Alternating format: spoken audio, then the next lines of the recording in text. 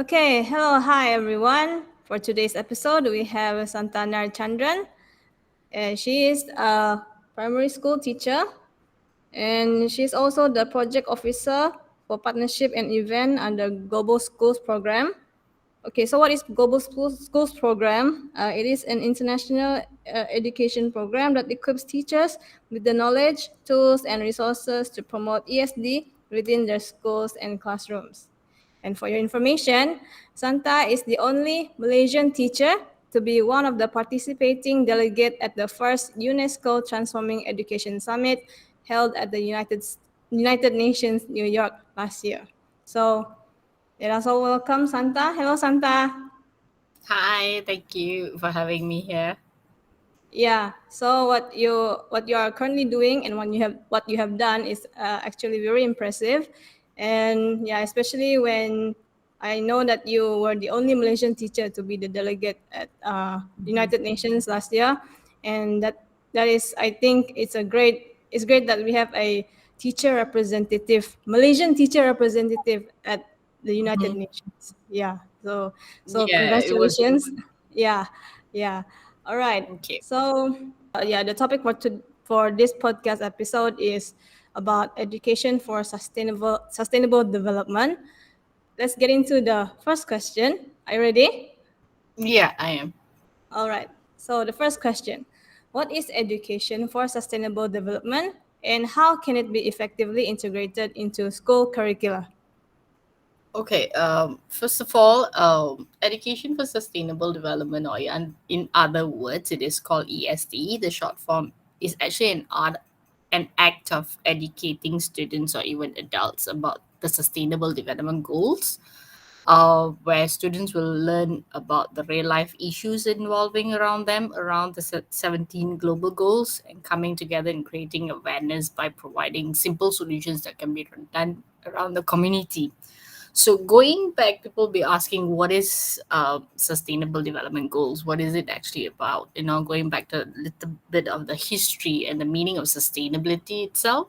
So the meaning of sustainability is the ability to maintain at a certain level and should avoid depletion. So in BM, it is called kelestarian. So for an example, you have, in case you have like an X amount of natural resources like trees, you should be able to find ways to allow it to be available for a long time and reduce the depletion level of these trees so that the next generation can see it. And even, we have to care about trees because it affects the temperature around us, the climate around us. So the Sustainable Development Goals, or it is known as the Global Goals, are based on this sustainability concept. And it is a global call adopted by the United Nations member states for all types of countries, whether you're a developed country or a developing country, to create a global partnership. So the idea of the global goals started off from the Agenda Summit at the Earth Summit 1992 and moved on to the Millennium Summit in 2000, in which the member states at the UN realized that uh, there are other issues around the world that needs to be solved apart from the environment, poverty, inequality, consumption, production. So in 2015, they have agreed to work on 70 global goals, which we have today, which we have target of the year 2030.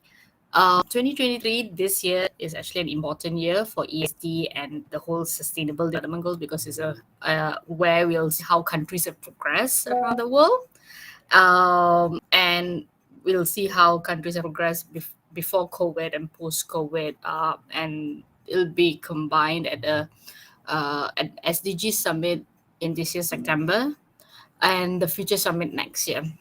So ESD revolves around these concepts of creating awareness among students, and creating the lesson for them to actually learn about these goals and come up with solutions. So how do we actually integrate this um, in our curriculum? So like for global schools program, We have lesson plans which can be used by any teachers from around the world. So we have different languages. And if you want to take it further, you actually can apply to be as a Global Schools Program Advocates. Currently, we are not opening for any application, unfortunately, but next year there will be. And so we have lesson plans that all of you can use out there in schools. And if you're selected as part of an advocate, you actually will sign a pledge that you and your school will share the responsibility of continuing ESD lessons and programs at your school. So you will actually go through a 5 months training program. So what I used to do is the CAFR aligned syllabus for primary school for English has already the content about real life issues. So it gives me the advantage there to actually integrate a little bit in our lessons about the solutions around us, the issues around us, so that the students are aware. At university level or secondary school level, the youth are pushing forward by coming up with competitions, innovations, research papers, and they are sharing their ideas at United Nations affiliated events or even organizations. So they put in recommendations and they push forward for young people to have it heard. And they actually have courses online that all teachers can actually take also, and subject for them to study and have related assignments. Okay, thank you for sharing about what is ASD basically and also how to integrate it into our curriculum.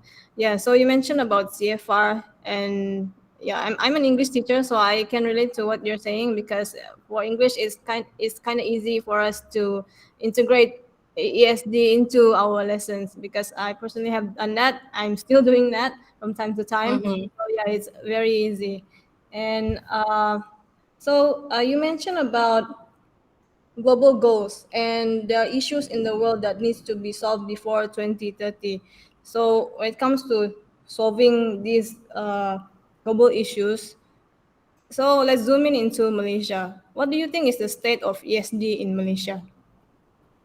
Well, honestly, you have done it, and I have done it personally. As a Malaysian teacher, I realize it is not done enough for Malaysian government schools. It is different for actually private schools. Private schools, they already have the syllabus there to talk about sustainability, social studies, and they have programs, they have fundings for it to run ESD projects.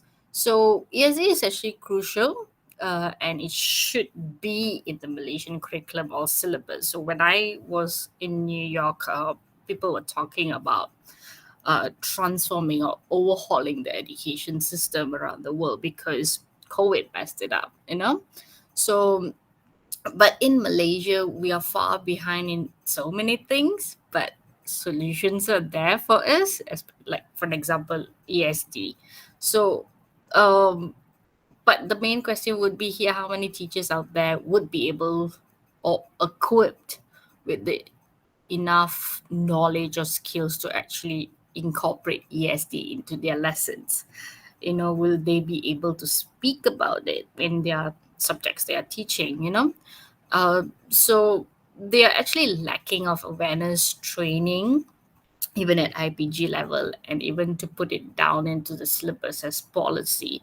And we have only like 2 years left with the education blueprint. So I would love to see that ESD is there part of the policy, and it should be there in the curriculum as well. I know that extracurricular activities do involve ESD, like scouts and Girl Guides, Pandu Putri, and all other things. But the syllabus, we have civics. Civics actually cultivates global citizen education in a way, but we are not having enough knowledge or training for teachers for this. And there's a research done by the UN SDS and Asian Hub in at Sunway University, the Jeffrey Sachs Center at Sunway University. So they did a very good research on that. Uh, I know there are teachers out there who actually do love SDGs, and they are doing it silo. So we are still looking for our tribe, to work together in this. And I'm so glad that teachers are taking their own effort to learn about SDGs and teaching their students to come up with innovative solutions for the issues around them. And it is actually there in the syllabus, but how do we go about it? That is a crucial part and the most important state in of ESD in Malaysia. It should start. The training should start from IPG itself. Yeah, totally. Because yeah, I am actively integrating SDG or civics into my teaching. But how I did it was I had to learn it myself. It's all self-taught, and Mm-hmm. yeah, there's no training on this. I did not receive any training. I just well, sometimes there are webinars, and then there are websites like Global Schools Yes. Program. Yeah, I actively went through that I feel you. I website. feel you. I feel you Yeah. because I was, excuse me, I was alone as well doing all this. So I feel the Yes, the I the loneliness.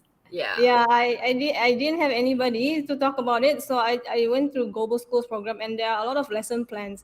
Yeah, so, but what you said was true. There's no training, and all of us are doing it in silos. But I believe that there is a I mean, there are more teachers realizing that we need to teach SDGs, because Yeah. apart from you, there are a lot of other teachers that I met Yes.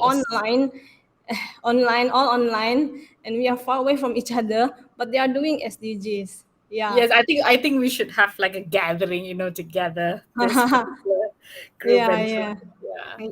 Yeah, you mentioned that it's far behind, but there are solutions. Like for us, we do it on our own. There are a lot of resources online that we can adapt and adopt into our classroom context. So the next question is related to this. So when it comes to having these solutions, what key initiatives or projects have you been involved in to promote sustainable development in schools as the project officer for the Global Schools Program? All right, this is a very interesting question because I bumped into Global Schools Program only in 2019, but I started it in 2016. So I've been doing ESD initiatives since 2016 when I first heard about it and had the opportunity to attend the Leaps of Knowledge conference by YTL Foundation. So it was like a carnival like event where students can collect badges to learn about their goals. I also participated in Startup Weekends by Techstars. It's a very good initiative that Techstars had. It's like a business project to learn about design thinking and what other goals sound like in corporate and private sector. So I had to learn it outside first. Then I was selected to be part of YCLE Women Leadership Academy as well, in which I was able to design SDG content for female teachers at schools. And that I was thinking like, what can young girls do with STEM projects? So I had the opportunity to go back to my alma mater in Kuala Kangsar and do a small project with them in the year 2017, 2018. So in 2018 I had the opportunity to be part of the Global Youth Forum during Chogum in London, where it is part of Commonwealth, so the Commonwealth Youth Forum, where I was able to share ideas with the Blue Charter. So, Blue Charter is basically an organization which designs activities to protect wildlife lives below water. So, I had the opportunity to design activities with the scouts, to care about animals life below water. And so when I came home, I tried small scale classroom-based projects by using CFR aligned syllabus, because the CFR syllabus, they do have content already about the outside world, so we can use it. And it was slightly blooming. I took it further by looking for professional development opportunities. I had to train myself before I could really teach it at schools and even train other teachers about it, and especially primary school and secondary school teachers. So my program manager, she was kind enough. She was amazing, and after I completed my advocacy training, she approached me to be one of their project officers for the team. So during COVID, there were online summits, workshops, events. So I had the opportunity to actually write proposals, event proposals, and having speaking engagement sessions about different issues around the Sustainable Development Goal, but highlighting teachers who are involved. I was able to actually also find out the network of international schools at the same time with the same passion. So I couldn't find it at that time in Malaysia, but I could find it outside because it was already out there. And in 2021, my team and I received a grant from the British High Commission Kuala Lumpur in partnership with Econites for pre-COP 26 events and projects. So we were able to actually train 25 teachers around the Sustainable Development Goals and co-create lessons and produce a playbook called Daria by teachers for primary school teachers around the topic of communicating climate science actions. So these actions, basically, the actions are written in the IPCC report for COPE, but is only presented by the ministers and head of governments. So, and it is implemented to policies, but it's difficult to have it at a lower ground like schools. So this was an opportunity for us to reach out to schools and teachers and educators and students. So my main highlight was actually in 2022 when I was able to be at the Transforming Education Summit in New York at the UN.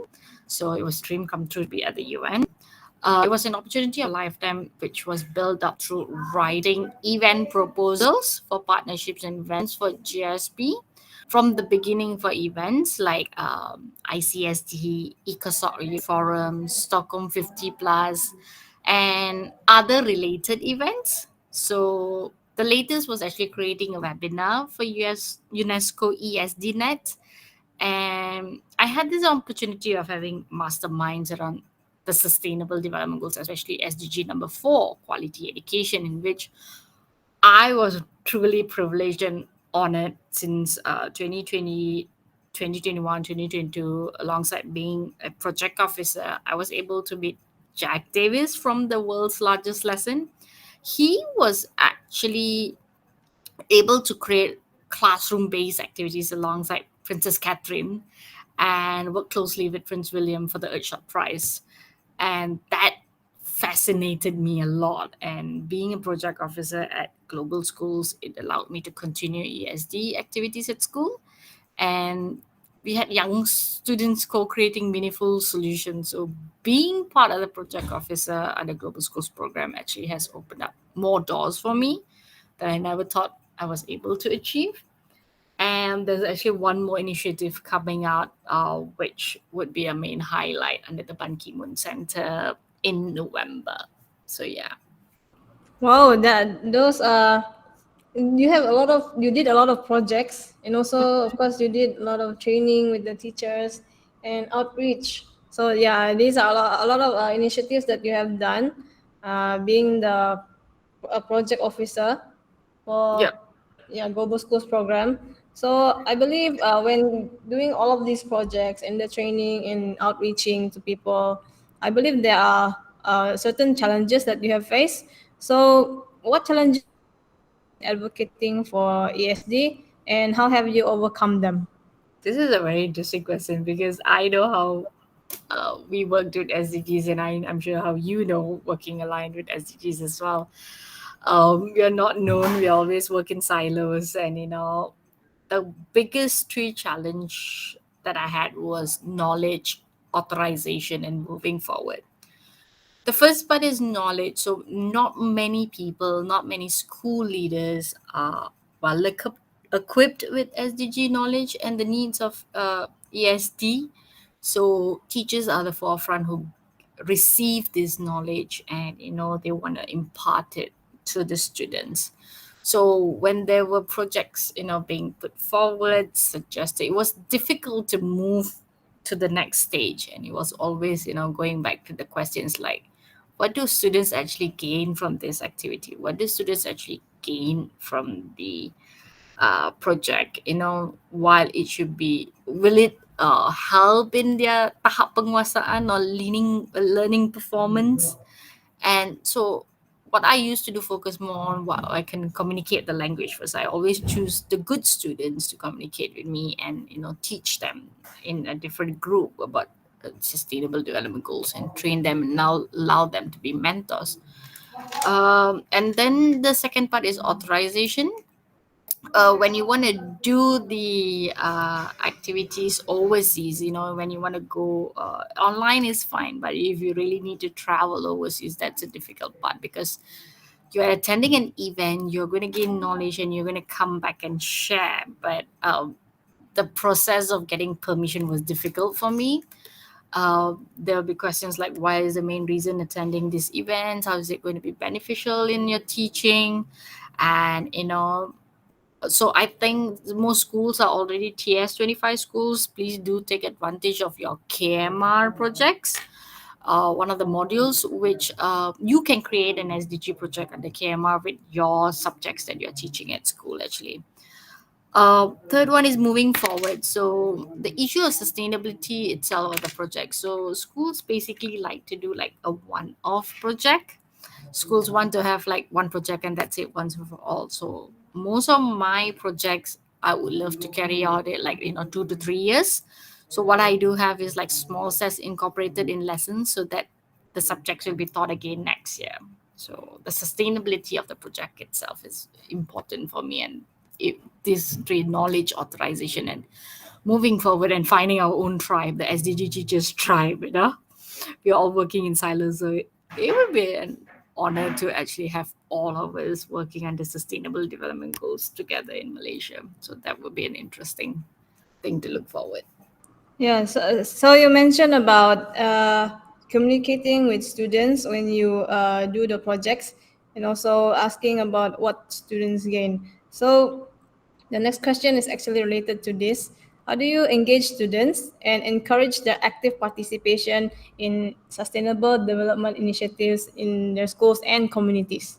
So this is actually a very interesting question because I teach younger children. I don't teach secondary school. So when you teach sustainable development goals for secondary school, is very different compared to young children. So usually they do not know what are the global goals, especially primary school, unless you introduce it to them, you train them around it.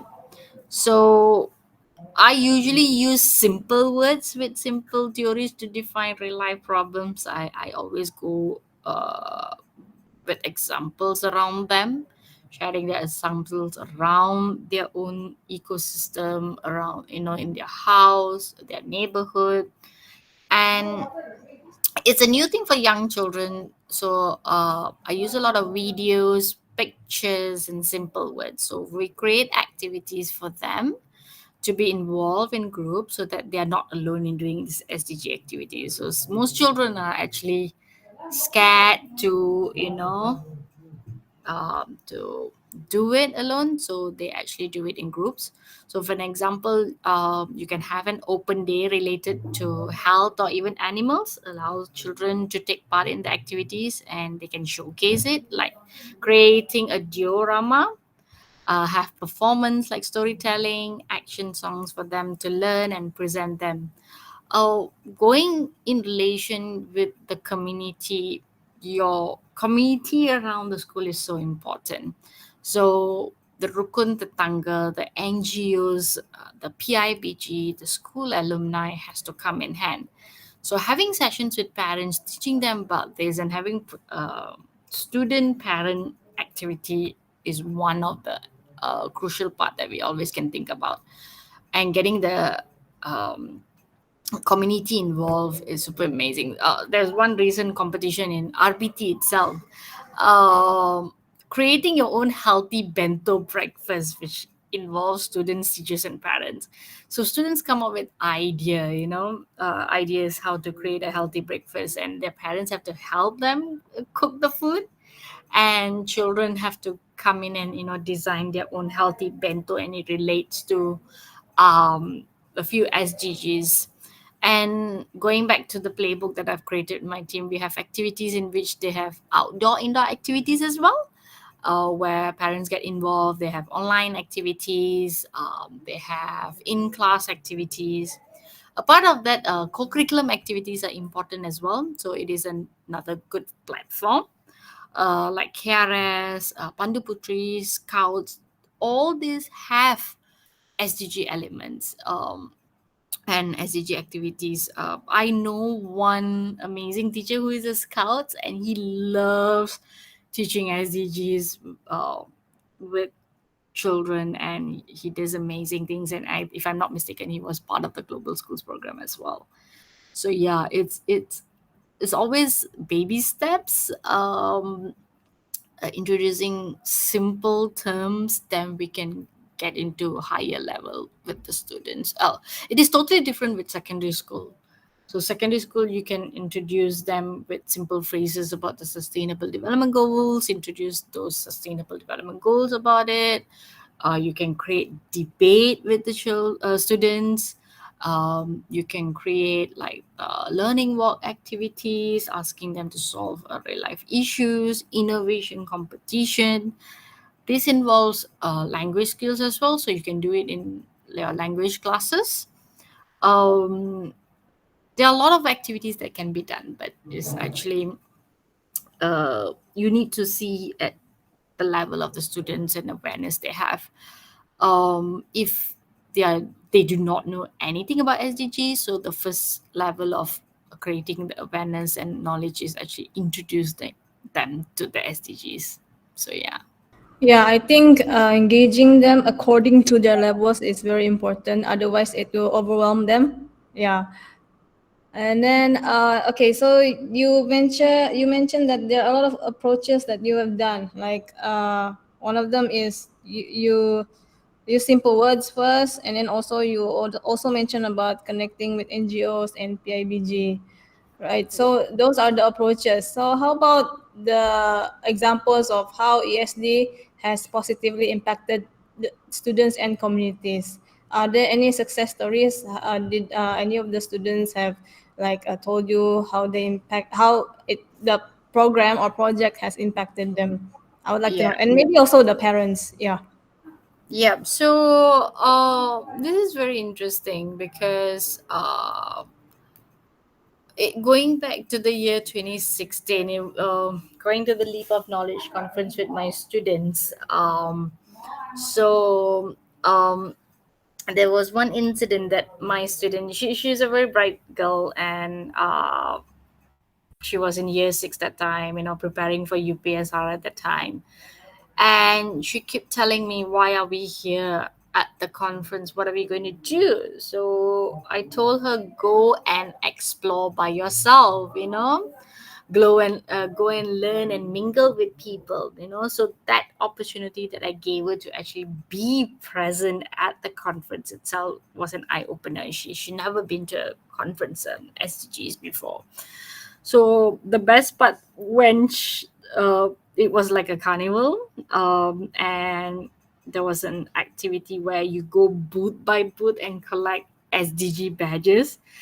And she came back with her lanyard full of badges, and I was like amazed. It's like, what did you do, to get all these badges? And she was like sitting beside me, and she used to be a very quiet girl, unless we give her speaking competition activities. And that day I saw her like telling me one by one, teacher, I learned this today. I learned something new today. I learned about animals in the sea. I learned about the environment. I learned about health, and there are a lot of games that I could do. And they gave me badges, so there was one. And this student were able to take that knowledge while writing essays in the UPSR.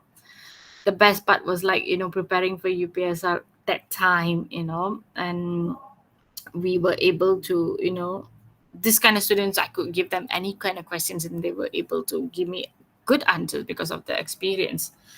And she did very well in a paper. She could give like good answers. for reasoning essays and those kind of things.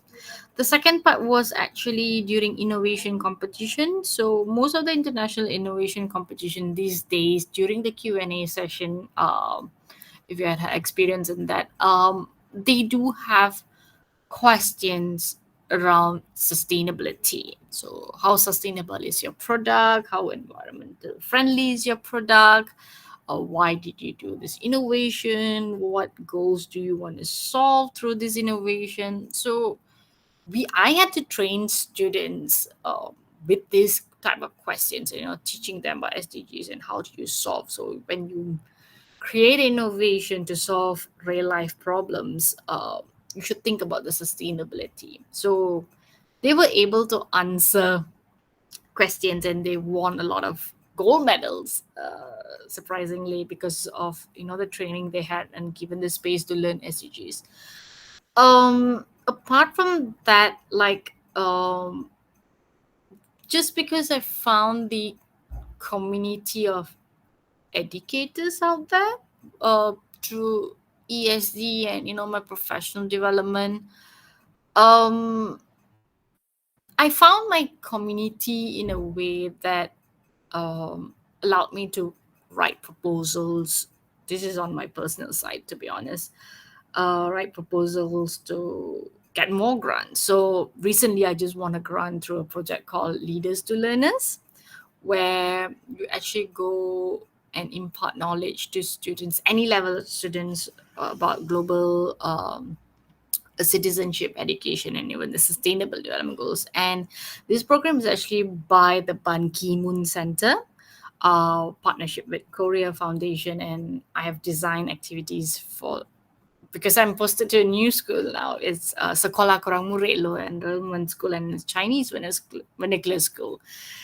And I have to come out and design activities for children who do not know anything about SDGs. And the school is pretty much very interesting in Sauk, Perak, because they do SDG activities around them, but they do not call it SDGs. Maybe they do these activities in their daily life without being conscious those are sustainable development goals. So recently I had to plan activities and engage with their parents, and most of the children said like, teacher, I want to have play activities. I want to learn these big jargon theories. They told me in Bahasa because they're still learning English, spoken English. They told me that they want to learn SDGs through play. They want to have fun. They want to have Legos. They want to have game cards. So that was interesting to me, when students are giving me feedbacks on that. Normally they do SDG and sports, like we have like SDG carnival where we bring in sports together around SDGs. So this recent project is an eye opener for me, where the community, the children are coming and telling me that they are going to have fun. So when I tell them, do you want projects to be done, with your parents at home? And they say, yeah, we would love to do it. And so I'm actually currently designing a play toolkit for them to learn with Legos, with game cards, and other play elements. So it is a good opportunity to showcase SDGs to small schools as well. So I know a lot of Orang Asli schools or remote schools, they do not get this opportunity, but they have already been conscious and subconscious about the things going around them. They are the first group of people who actually have better real life experiences than those who are in big towns or cities. All of us have different experience out there. So I feel that all of us should come together and have these initiatives more in schools in the future. Like what the civic lesson be done every end of the month. Sustainability lessons should be there also, and it should be done part of the policy, implementing policy, and it should be taught by all schools around Malaysia, not only the private schools, government Malaysian schools. And please do some training for our teachers, because we have a group of teachers, but we need to come together and put it forward. Yeah, yeah, that is very true. We need I mean, we cannot work in silos anymore. We need to have a community of teachers who are spearheading this, you know. Congratulations on getting chosen for the Learners to Leaders program. Yeah. And also, I think, yeah, your students, they have positive responses regarding your plan on how to teach them Mhm. SDGs according to their level. Yeah. So that is kind of, I find it heartwarming and sweet, you know, because they are the ones who get really excited about wanting to learn SDGs in their own way. Yeah, by Yeah, playing. because Yeah, yeah, because the experience I had, I was like showing pictures and all that. It's like, teacher, why can't we have games? You know, like why is it only video and pictures go? Or can we have Legos if this can be done? Game cards. So I had partners coming in, sharing their ideas, and also it's just designing the whole play learning part is the biggest challenge now. yeah. So I guess this is, yeah, that was the last question. Mm-hmm. So yeah, this is the end of our podcast episode. Thank you for taking the time to be interviewed and also to share about your experience regarding implementing SDGs in Malaysia and also in your own school context. Yeah, And thank you so much for the opportunity of having me as well. This is a good way to bring our SDG teachers together as well. yeah, yeah, yeah, definitely. So to everyone who is listening out there, so if you're interested to participate and to know more about SDGs, you may Google Global Schools Program. They have a lot of lesson plans in different languages, even. And I hope those who are listening can try to adapt and adopt those lesson plans, at least in your classroom.